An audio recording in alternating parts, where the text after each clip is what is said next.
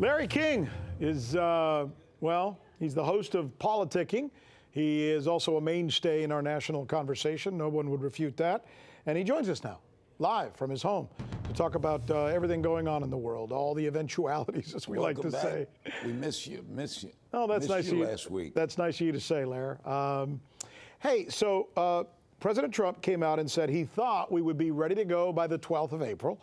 This morning, they changed that, pushed it back now to April 30th.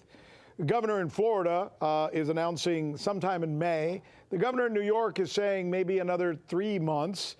Boy, it just doesn't seem like a lot of this information is coming out in such a way so that we can understand it or at least have any sense of exactness, right? That's frustrating.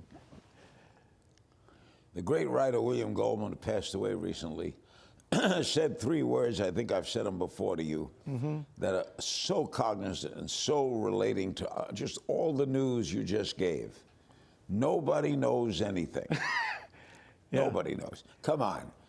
Trump knows when we're going to open up this, the governor of New York.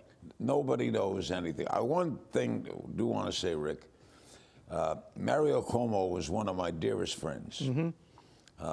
I spent many hours with him and enjoyed his company at the governor's mansion.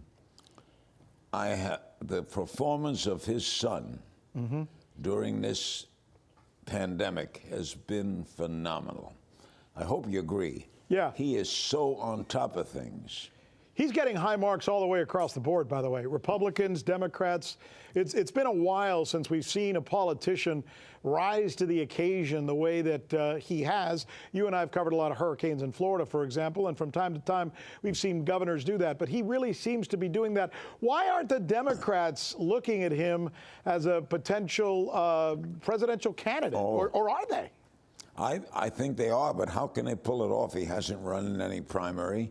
He has no delegates. What you'd need for Andrew Cuomo to be nominated is a truly brokered convention, a convention where Biden doesn't reach the necessary amount and it falls short. They're not going to turn back to previous candidates. And then is where someone like Andrew Cuomo would force his way in. You know, someone wrote today that in 2001, they called the mayor of New York America's mayor. Yeah. They should now call Cuomo America's governor. Yeah, it's funny. He has, in fact, he's so effective that he makes Trump look less effective. It's funny that you're comparing Rudy Giuliani. What you need now is leadership. Great editorial today in the New York Times. Yeah. Comparing Franklin Delano Roosevelt to Donald Trump. You should read it, Rick. Today's New York Times. Well, I'm glad you said that about FDR, because it seems like this stimulus package is giving people $1,200 a month. When you do the math, Larry, that's about a minimum wage salary, and yet they're giving banks and a lot of big industries billions of dollars. FDR would have created a program to help people and let that trickle up. This administration and everybody else involved in it, Democrats and Republicans alike, are putting the money from the top and hoping it trickles down.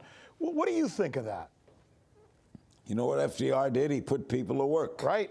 And the government paid them, and they built Memorial Stadium in Baltimore, and they built highways so that they felt a sense of satisfaction during the Great Depression. And at the same time, government gave them a reason to pay them, build things. People like money, but they like better the making of money. Right. They like going out and doing something. So getting this check, which I understand Donald Trump is now going to sign. Yeah. Yeah, they've agreed. True? Right. Yeah, both sides have finally agreed on the terms, although most people are still arguing it may not be enough for the average worker. But the Treasury Secretary is not going to sign the checks. Oh, Donald Trump is going to sign the checks. I wasn't aware of that. It wouldn't Someone told me me today that Donald Trump will sign the checks. I think that's almost funny. I'll leave you with the proverb, since we're into sayings today, in keeping with what you just said. Give a man a fish, he eats for a day. Teach a man a fish, he eats for a lifetime. And that was the FDR method, I think, that you're talking about, right? You're so right, Rick. Once again, you hit the nail on the head. Larry King, my favorite. Thank you, my friend. Look forward to talking to you again.